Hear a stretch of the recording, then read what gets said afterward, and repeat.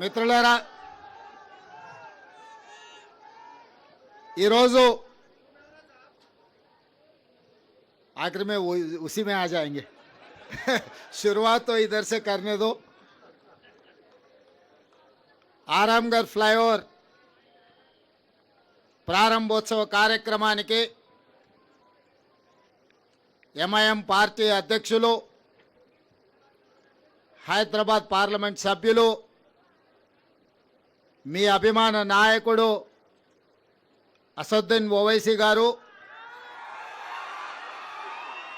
సహచర మంత్రివర్గ సభ్యులు దుద్దిల్ల శ్రీధర్ బాబు గారు, శాసనసభలో ఎంఐఎం పక్ష నాయకులు నా చిన్నప్పటి మిత్రుడు అక్బరుద్దీన్ ఓవైసీ గారు, హైదరాబాద్ నగర మేయర్ గద్వాల విజయలక్ష్మి గారు, అదేవిధంగా డిప్యూటీ మేయర్ గారు, శాసన మండలి సభ్యులు, శాసనసభ్యులు, హైదరాబాద్ నగర కార్పొరేటర్లు, కార్పొరేషన్ చైర్మన్లు, ముఖ్యంగా హైదరాబాద్ పార్లమెంట్ ప్రాంతం సంబంధించిన వేలాది మంది యువకులు ఈరోజు ఈ ఫ్లైఓవర్ ప్రారంభోత్సవ కార్యక్రమంలో పాల్గొని ప్రభుత్వం చేస్తున్న అభివృద్ధికి అండగా నిలబడ్డందుకు మీకు అందరికీ మనస్ఫూర్తిగా ధన్యవాదాలు. మిత్రులారా, 2005 నుంచి 2009 లోపల ఆనాడు డాక్టర్ వైఎస్ రాజశేఖర రెడ్డి గారు ముఖ్యమంత్రి ఉన్నప్పుడు 11.5 కిలోమీటర్ల మొత్తం ఉమ్మడి రాష్ట్రంలోని అతిపెద్ద ఫ్లైఓవర్ పివి నరసింహారావు గారి ఫ్లైఓవర్ ఆనాడు మనం నిర్మించుకోవడం జరిగింది. ఫ్లైఓవర్ ఈరోజు జూ పార్క్ దగ్గర ఆరాంగర్ ఫ్లైఓవర్ని మనం నిర్మించుకొని మనకు మనమే పోటీ అని ఈరోజు నిరూపించుకోవడం జరిగింది. ఇవాళ హైదరాబాదు నగర అభివృద్ధి మన తెలంగాణ అభివృద్ధి. ఈ హైదరాబాదు నగర అభివృద్ధి కోసం మన ప్రభుత్వం వచ్చినప్పటి నుండి ప్రణాళికలు చేసి ప్రణాళికలలో భాగంగా రోడ్ల విస్తరణ, మెట్రో రైల్ నిర్మాణం, తాగునీటి సమస్యల పరిష్కారం, అదేవిధంగా శాంతి భద్రతల పరిరక్షణ, నిరుద్యోగ యువకులకు ఉద్యోగ ఉపాధి అవకాశాల కార్యక్రమాలన్నిటిని కూడా తీసుకొని ఒకటొక్కటిగా పరిష్కరించుకుంటూ ప్రజాప్రతినిధుల చేత చర్చ చేస్తూ ఈ సమస్యలను అన్నిటిని కూడా పరిష్కరించుకున్నాం. ఈరోజు ఈ ఫ్లైఓవర్ ప్రారంభోత్సవమే కాదు, చాంద్రాయణగుట్ట నియోజకవర్గానికి సంబంధించి సివరేజ్ ప్లాంట్స్ కోసం కూడా వందలాది కోట్ల రూపాయల నిధులు అక్బరుద్దీన్ ఓవైసీ గారు అడిగితే వాటి ప్రారంభోత్సవ కార్యక్రమాలను కూడా ఈరోజు మనము మొదలు పెట్టుకున్నాం. ఈరోజు చాలామంది నగర అభివృద్ధి గురించి ఎదురు చూస్తున్నారు. ఈ నగర అభివృద్ధిలో మెట్రో విస్తరించాల్సిన అవసరం ఉన్నది, గోదావరి జలాలను తీసుకురావాల్సిన అవసరం ఉన్నది, మూసీ నదిని పునరుజ్జీవింపజేయాల్సిన అవసరం ఉన్నది.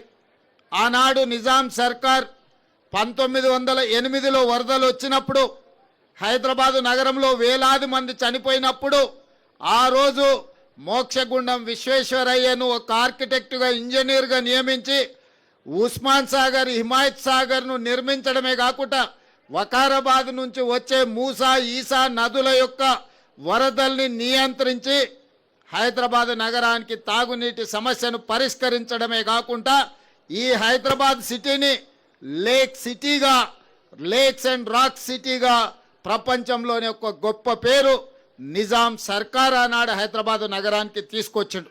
ఆనాడు నిజాం చేసిన అభివృద్ధిని పరిరక్షించుకుంటే ప్రపంచ చిత్రపటంలో హైదరాబాదు నగరంతో పోటీ పడే నగరమే లేదు. కానీ కాలక్రమేణా కబ్జాదారులు లేదా ఆక్రమించుకోవడం వల్ల హైదరాబాదు నగరం యొక్క సుందరీకరణ దెబ్బతింటున్నది. ఈరోజు హైదరాబాదు నగరంలో చిన్న వర్షం వచ్చినా వరదలు వస్తున్నాయి, ట్రాఫిక్ జామ్లు అవుతున్నాయి.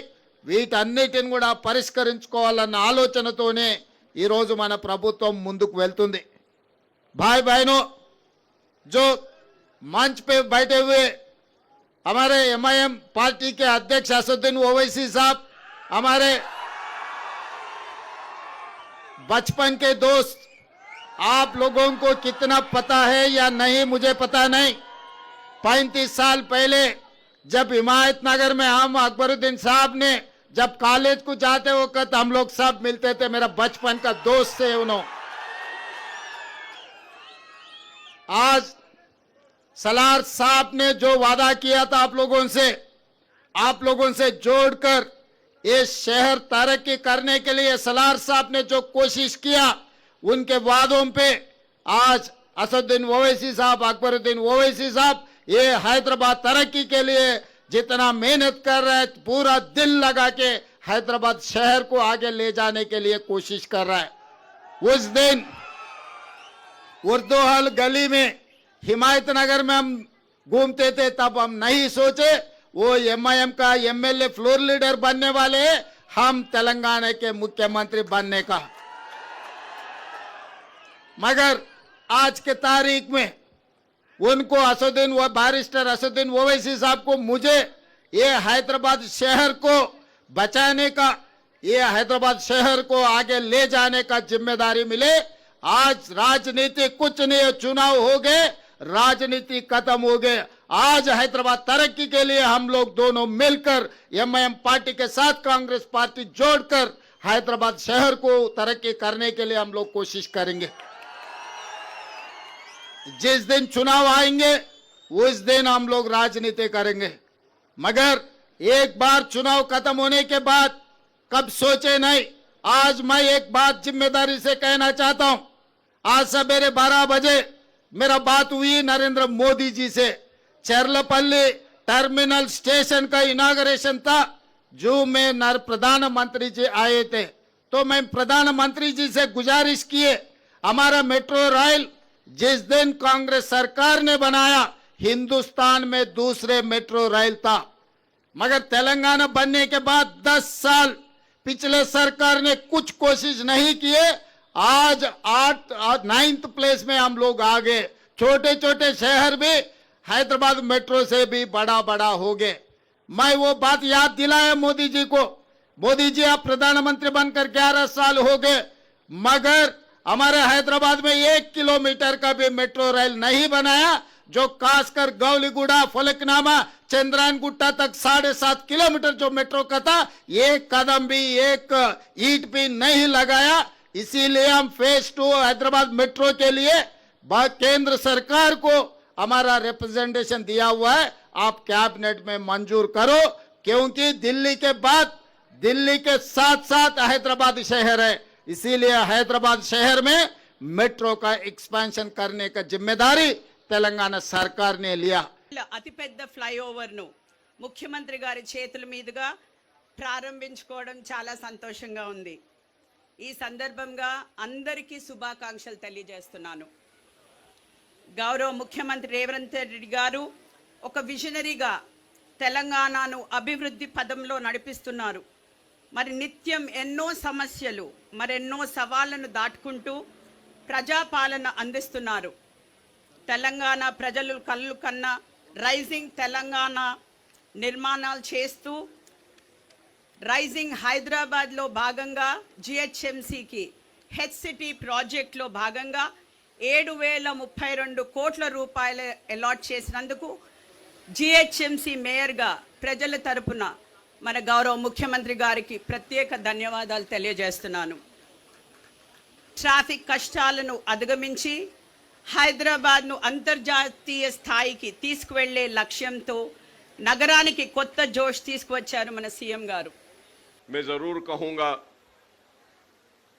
कि जोन 2 में हमने Jawaharlal Nehru national urban renewal mission के जरिए 251 करोड़ रुपया मंजूर करवाया था, 251 करोड़ अर्लियर, जिसके ज़रिए जितना स्ट्रॉम वाटर ड्रेन में जो सीवरेज को मिलाया जाता था, एक HNL की लाइन के ज़रिए हमने सीवरेज को अलग किया स्ट्रॉम वाटर से, और उसके बाद में जो बचा हुआ काम था जोन 2 का 301 करोड़ का, जिसका संग बुनियाद आज रखा गया है, तो इसके जरिए जोन 2 का जितना भी सीवरेज है उसको एक अलग लाइन के जरिए न सिर्फ खारिज किया जाएगा बल्कि ट्रीटमेंट भी किया जाएगा और मूसी में ये गंदा पानी नहीं जाएगा बल्कि एक ट्रीटमेंट प्लांट्स के जरिए भी इसको ये प्रोजेक्ट को कंप्लीट करने का एक बड़ा ही अच्छा काम किया गया था। और मैं ये बात भी ज़रूर कहूँगा कि शहर हैदराबाद में नया शहर हो या पुराना शहर, मुर्की नाला एक वाहिद मुर्की नाला का एक प्रोजेक्ट है जिसको हमने कंप्लीट किया स्ट्रॉन्ग वाटर ड्रेन का के बारिश के पानी को जाने का। एंड चंद्रायन गुट्टा अगर ये प्रोजेक्ट हो जाने के बाद में हैदराबाद का एक वाहिद हलका होगा जहां पर सीवरेज भी अलग जाएगा और स्ट्रॉन्ग वाटर ड्रेन भी अलग जाएगा, बारिश का पानी भी। तो और मैं इसके लिए चीफ मिनिस्टर साहब का मैं ममनून हूं, मशकूर हूं कि आपने ये मंजूरी दी, जो मुझे मौका दिया है। आपने चंद थोड़ी सी बातें आपकी नज़र करना चाहता हूं, वो ये है कि एक तो पहले हमने जब ये फ्लाईओवर का ड्राइंग्स बनवाई थी तो ये पुराने पुल से लेके आरामगढ़ तक था, तो इसको बीच में अब आप देखते हैं कि ये लैंडिंग यहाँ पर हो रही है और पुराना पुल का फ्लाईओवर का भी लैंडिंग हो रही है बीच में। तो मैं आपसे रिक्वेस्ट करूंगा कि इस फ्लाईओवर को उस फ्लाईओवर से मिला देते हैं, तो अगर कोई वहां से चढ़ेगा तो यहां उतरेगा और वहां पुराने पुल से चढ़ेगा तो यहां पर आएगा। और इसके साथ ही साथ एक छोटा सा 21 करोड़ बाकी है, जहां यहां पे ये जो एक्विजिशन करना है, तो अगर ये एक्विजिशन कंप्लीट हो जाएगा तो ऊपर से जाने वाले आसानी से जाएंगे, नीचे से जाने वालों को भी अच्छा रास्ता मिलेगा।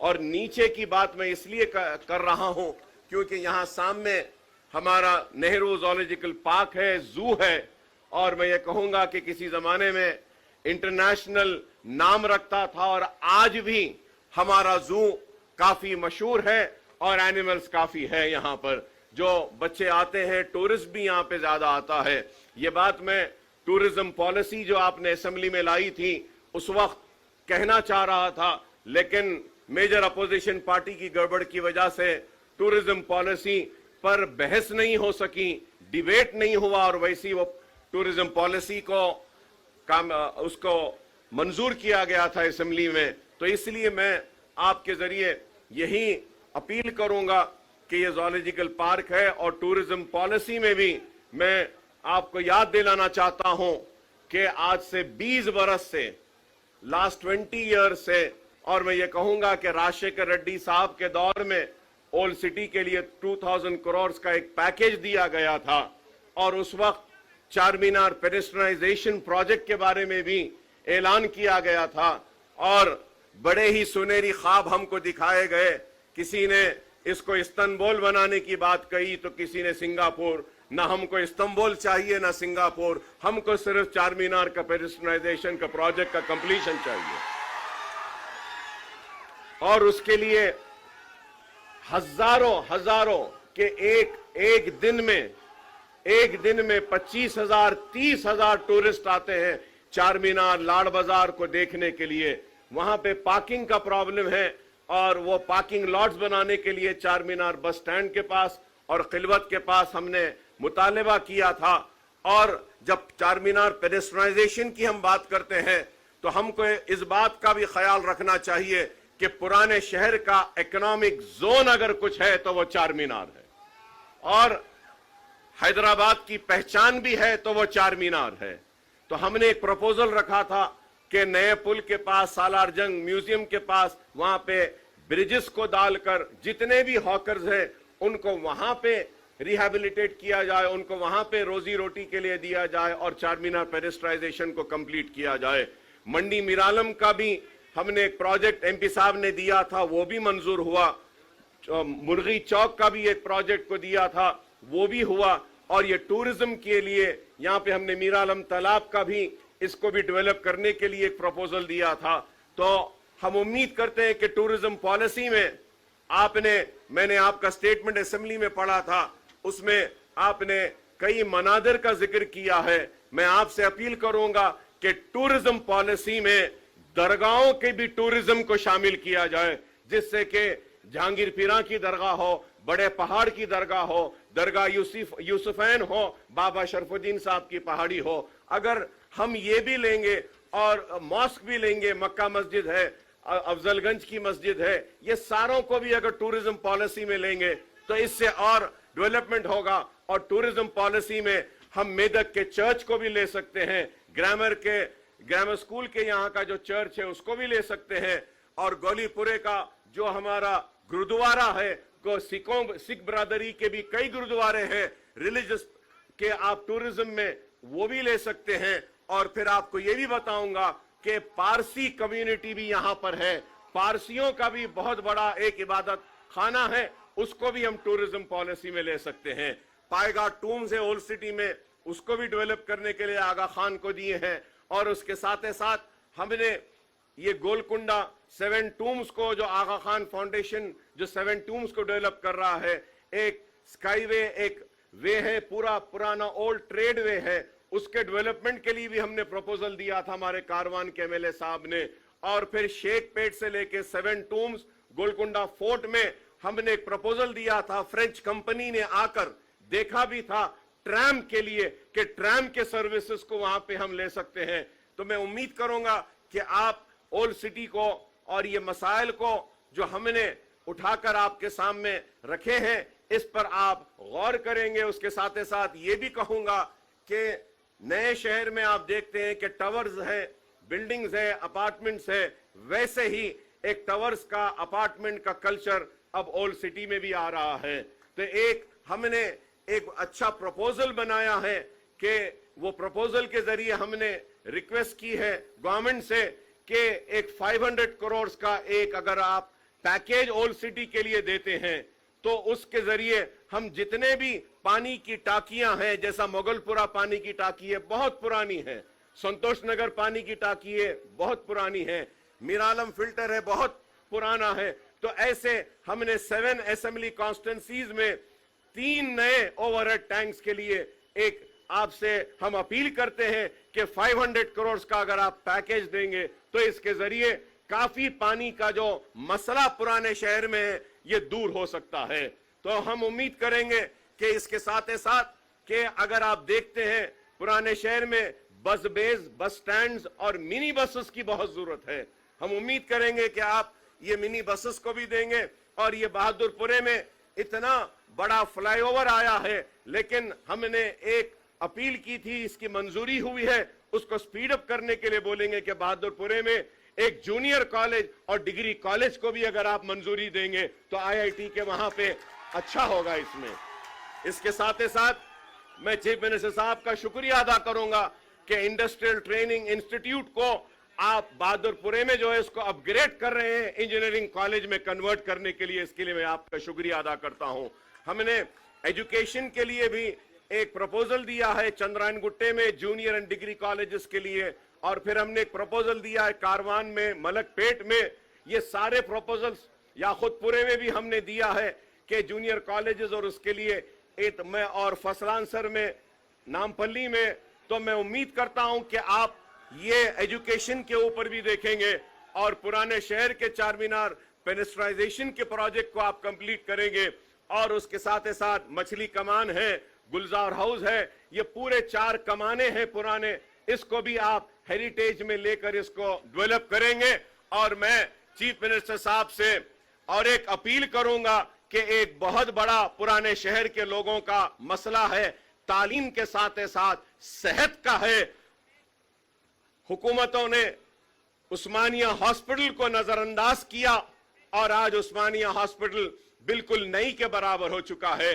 मैं आपसे अपील करूंगा कि आपने इस फ्लाईओवर के इफ्तिताह के लिए वक्त निकाला, जल्द अज जल्द आप थोड़ा सा वक्त निकालिए और उस्मानिया हॉस्पिटल का भी संगे बुनियाद रख देते हैं, ताकि पुराने शहर के लोगों के लिए हॉस्पिटल भी हो जाएगा। काफी तकलीफ है। मैं ये मसाइल आपके सामने रख रहा हूं इस उम्मीद के साथ कि आप न सिर्फ इन मसाइल को आप देखेंगे बल्कि हल भी करेंगे। और जब सेहत तालीम की बात करता हूं तो मैं आपसे यह भी अपील करूंगा कि पुराने शहर में खुली कुतुब शाह स्टेडियम है। आप देख रहे हैं कि वो स्टेडियम सिर्फ पॉलिटिकल एक्टिविटीज के लिए यूज हो रहा है, स्पोर्ट्स के लिए नहीं हो रहा है। तो आपसे मैं अपील करूंगा कि आप ये खुली कुतुब शाह स्टेडियम हो, लाल बहादुर स्टेडियम हो, इन स्टेडियम्स को स्पोर्ट्स के लिए आप डेवलप करें ताकि हम स्पोर्ट्स का फरोग कर सकें। और आपको यह भी याद दिलाऊंगा कि बाबा शरफुद्दीन साहब की पहाड़ी में 50 एकड़ वक्फ एकड़ की लैंड है जिसको राजशेखर रेड्डी साहब ने मजलिस की नुमाइंदगी पर दी थी। वो जमीन को अगर आप उसमें से 20 एकड़ वक्फ बोर्ड अगर देती है तो वहां पे पुराने शहर के लिए एक स्पोर्ट्स एक्टिविटी का, एक फुटबॉल का एक बहुत बड़ा मरकज बना सकते हैं। कि हमको ये भूलना नहीं चाहिए कि पुराने शहर को जो लोग कहते हैं कि यहां काबिलियत नहीं है, मैं याद दिलाना चाहता हूं कि हिंदुस्तान की नुमाइंदगी करने वाले ओलंपियंस और ओलंपिक में गोल्ड लाने वालों की टीम में पुराने शहर के फुटबॉलर्स भी थे। लेकिन आज वो फुटबॉलर्स को रिकग्निशन नहीं मिल रहा है। तो मैं उम्मीद करता हूं कि मैं सीदर बाबू साहब का इस्तकबाल करता हूं पुराने शहर के इस सरजमीन पर कि आप भी यहां पे तशरीफ लाए। बहुत बहुत शुक्रिया साहब आपका। और आपको देखकर याद आता है कि आईटी भी आपके जिम्मे उसमें है। मलकपेट में एक आईटी सेंटर का जो मंजूरी जो हुई थी उसके काम को भी तेजी से करने के लिए मैं आपसे अपील करूंगा। और फिर यह भी कहूंगा कि स्किल डेवलपमेंट के लिए एक ट्रेनिंग का सेंटर ओल्ड सिटी में भी आपने असेंबली में कहा था, उसको भी अगर लाएंगे तो पुराने शहर के नौजवान जो डिग्रियां रहने के बाद भी रोजगार से महरूम हैं उनके हाथ में स्किल भी आएगा। तो मैं आपका फिर से इस्तकबाल करता हूं और अपील करूंगा आपसे कि इमाम और मौजनीन के 5 माह से उनके पैसे नहीं आए, मुसलसल हमको नुमाइंदगी कर रहे हैं कि नहीं आए, उसको अगर आप ग्रीन चैनल में डाल देंगे तो वो इमाम मौजनीन की पूरी हर महीने को उनके पैसे आ जाएंगे और औकाफी जायदादों का तहफ़्फ़ुज़ होगा और पुराने शहर की तरक्की होगी।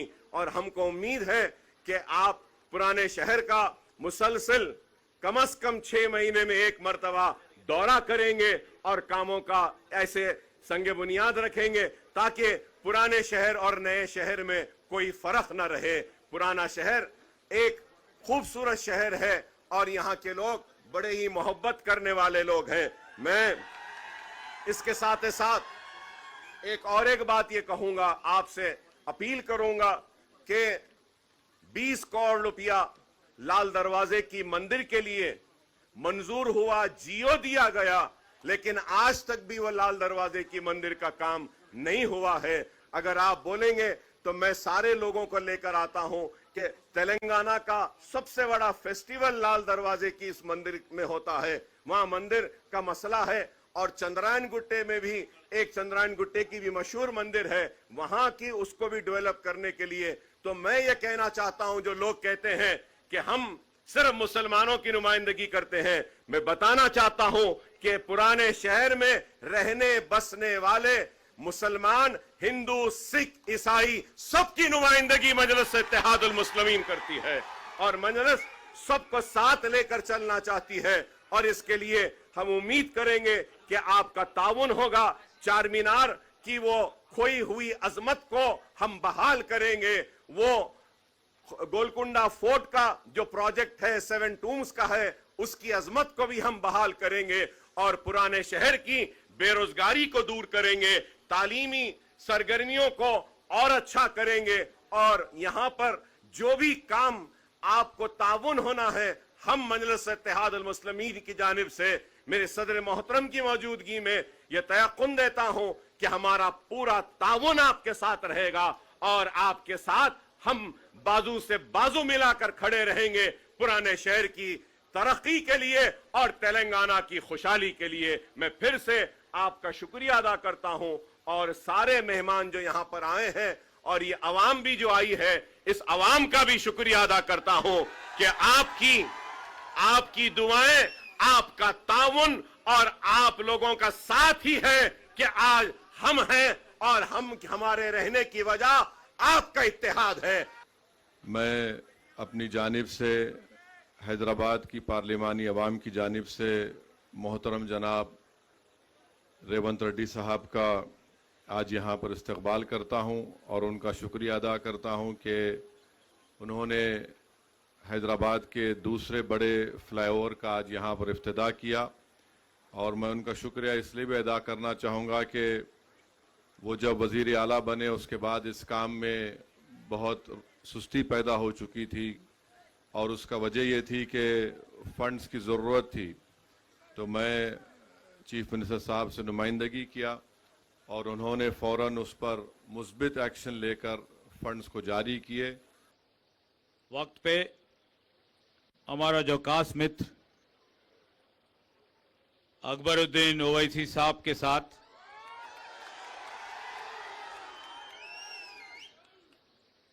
और बहुत दिन के बाद आपका MIM का पार्टी प्रेसिडेंट जनाब असाउद्दीन ओवैसी साहब के साथ और यहाँ का MLA साहब मोहम्मद मुबीन साहब के साथ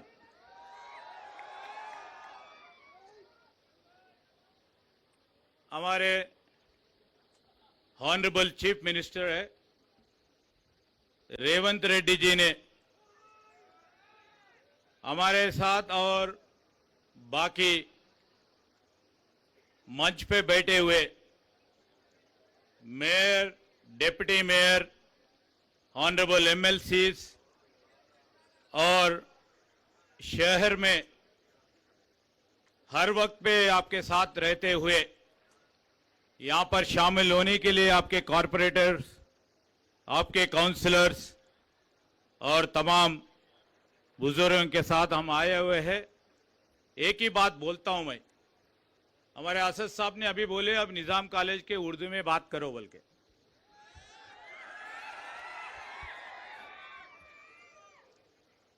हमारा जो मुख्यमंत्री का रेवंत रेड्डी जी साहब और हमारे कांग्रेस हुकूमत की इरादा है, हम नहीं भूलेंगे ओल्ड सिटी को, हम नहीं भूलेंगे पुराना शहर को। ये हैदराबाद आपका है, हमारा है, सबका है। ये यहां पर सब मिलके तेलंगाना राष्ट्र में और अपनी राष्ट्र में ये हैदराबाद और ओल्ड सिटी का नाम बिना लेते हुए दुनिया में कोई किसी कोने पे भी हैदराबाद बोले तो पहले आता है ओल्ड सिटी,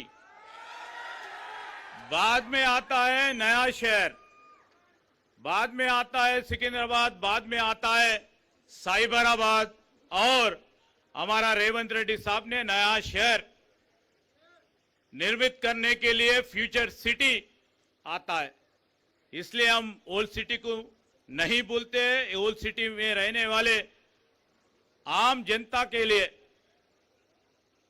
उन लोगों के जो खास